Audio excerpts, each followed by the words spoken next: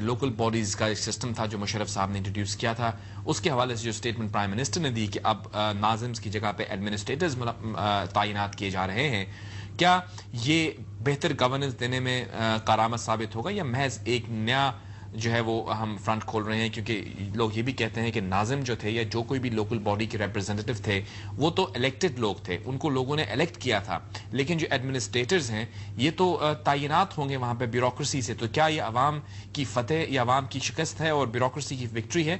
لیکن اس کے ساتھ ساتھ دوسرا پہلو جو یہ ہے کہ کیونکہ آلریڈی وہاں پہ جو ہیں وہ پروونشل اسمبلیز موجود ہیں، نیشنل اسمبلیز موجود ہیں، گویا قومی اسمبلی کے نمائندے اور صوبائی اسمبلی کے نمائندے ہیں، تو وہ اس چیز کے لیے کافی ہیں کہ وہ پبلک کو ریپرزینٹ کریں، اور اس کے نتیجے میں مزید کسی اور الیکٹڈ ریپرزینٹیو کی ضرورت نہیں ہے، محض ایڈمنسٹریٹو سپورٹ ان کو دینی چاہیے تاکہ وہ لوگوں کے معاملات کو حل کر پائیں۔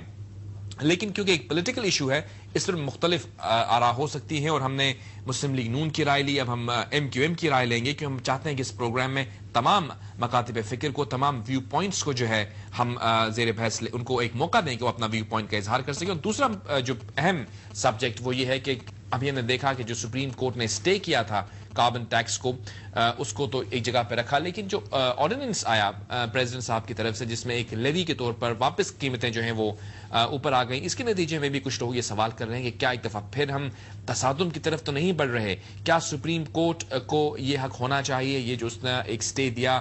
کیونکہ پارلیمان ایک سپریم ادارہ ہے، وہ جب لیجسلیشن کر رہی ہوتی ہے تو کیا اس کو سٹاپ کر سکتی ہے، یا لیجسلیشن جب پاس ہو جاتی ہے تو اس کو سٹاپ یا سٹے کر سکتی ہے supreme court?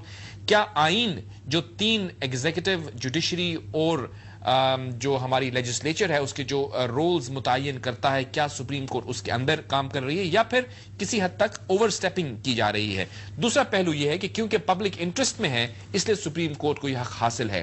M Q M کس طرح دیکھ رہی ہے اس صورتحال کو؟ میرے ساتھ لائن پر اس وقت حیدر امام رضوی صاحب، حیدر عباس رضوی صاحب، میں معذرت چاہوں گا، جو کہ ایک اہم رہنما بھی ہیں اور اس وقت پارلیمان کے رکن ہیں۔ السلام علیکم جناب حیدر عباس رضوی صاحب۔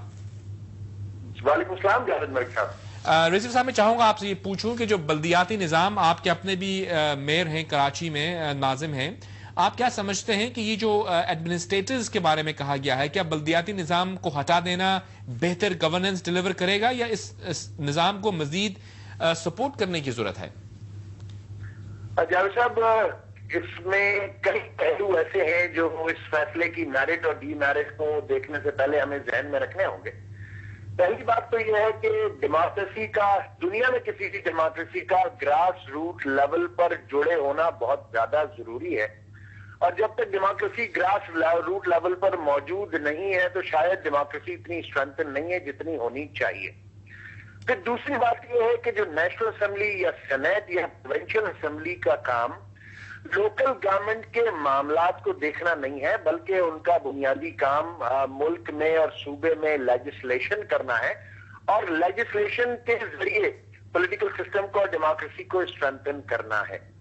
تیسری اور اہم بات یہ ہے کہ ملک میں ابھی اگست میں یہ وزیر اعظم صاحب نے فرمایا کہ یہ سسٹم وائنڈ اپ ہوگا اگست کے شروع میں، جبکہ گنجائش اس بات کی موجود تھی کہ اکتوبر تک، چونکہ اس کی آئینی مدت موجود تھی، تو اکتوبر تک تو یہ سسٹم جو ہے وہ بطور چلایا جا سکتا تھا۔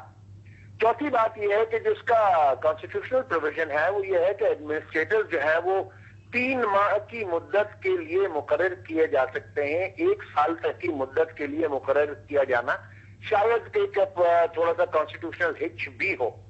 اور پھر سب سے بڑی بات یہ ہے کہ جو ڈیموکریسی کو اسٹرینتھن کرنے کے لیے بنیادی طور پر گراس روٹ لیول کے اوپر جو ڈیموکریسی کا جڑا ہونا بہت زیادہ ضروری ہے، اس کو بھی نظر میں رکھنا چاہیے۔ ہمارے اپنے بھی کیا آپ یہ سمجھتے ہیں کہ جیسے آپ نے یہ کہا کہ ڈیموکریسی کا بنیادی سطح پر جڑا رہنا بہت ضروری ہے، لیکن جہاں جہاں دنیا میں اگر ہم برطانیہ کی مثال دیں تو وہاں پر ہم دیکھتے ہیں کہ کاؤنسلز ہوتی ہیں، اور اس کے بعد جو آپ نے بالکل صحیح کہا کہ ہمارے جو الیکٹڈ ریپرزینٹیوز ہیں صوبے میں یا پھر مرکز میں، ان کا کام لیجسلیچر ہے، لیکن یہ جو ناظمین ہیں، جو لوکل گورنمنٹ کے لوگ ہیں، کیا ان کو اگر ہم پراپرلی اسٹرینتھن کرتے، فنڈ کرتے اور ان کو ہم مزید مستحکم کرتے تو یہ ڈیلیوری آف گورننس جو ہے وہ ممکن بنا سکتے تھے؟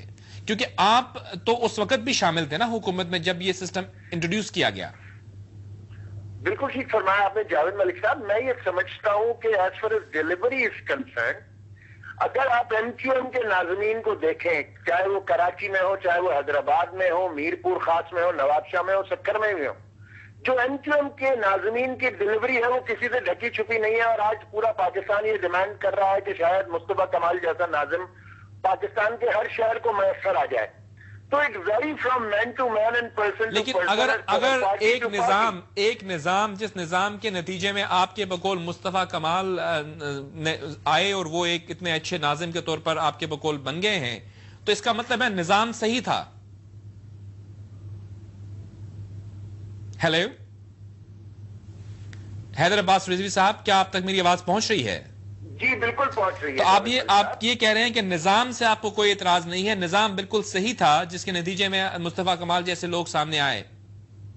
دیکھیے اگر نظام میں کوئی معمولی کمی اور بیشی کرنی ہے تو یہ تو کوئی مسئلہ نہیں ہے. ظاہر ہے کہ پارلیمنٹ بھی اس کو کر سکتی ہے اور پروونشل اسمبلی بھی کر سکتی ہے. اگر نظام میں کوئی بڑے فالٹ ہوتے تو شاید پھر مصطفیٰ کمال اور کنور نوید جیسے ناظمین پاکستان کو میسر نہ آتے. تو کیا آپ اس کی ایبولیشن کو سپورٹ کریں گے؟ پھر اس کا مطلب ہے کہ جو اس کو اگر ایبولش کیا جا رہا ہے تو آپ کی اس گفتگو کے نتیجے میں یہ اخذ کر سکتا ہوں کہ آپ اس سے ڈس ایگری کرتے ہیں. ابھی پرائم منسٹر صاحب نے جو فرمایا ہے وہ اس کے ایبولیشن کا تو نہیں انہوں نے فرمایا.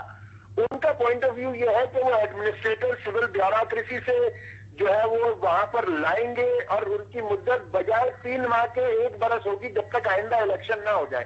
تو انہوں نے سسٹم ایبولش کرنے کی تو بات نہیں کی. تو لیکن جب ایڈمنسٹریٹر آ جائیں گے تو جو الیکٹڈ بندہ ہوگا اس کی پاورز تو ڈائلیوٹ ہو ہی جائیں گی نا حیدر عباس صاحب. میں نے آپ سے عرض کیا کہ اس کی جو آئینی مدت ہے وہ اکتوبر تک تو بہرحال موجود ہے.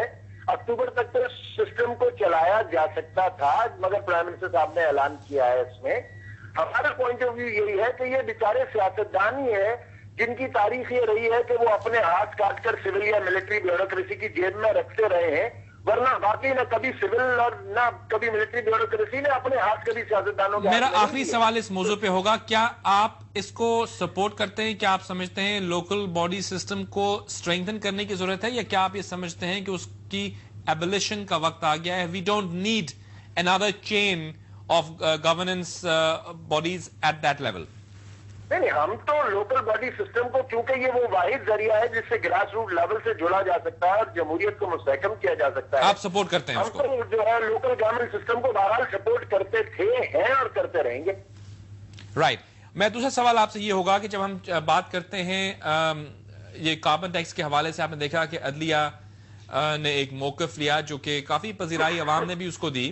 الطاف حسین صاحب نے بھی خط لکھا چیف جسٹس صاحب کو. اب یہ آرڈیننس آیا ہے جس آرڈیننس کے نتیجے میں قیمتیں واپس اوپر چلی گئی ہیں.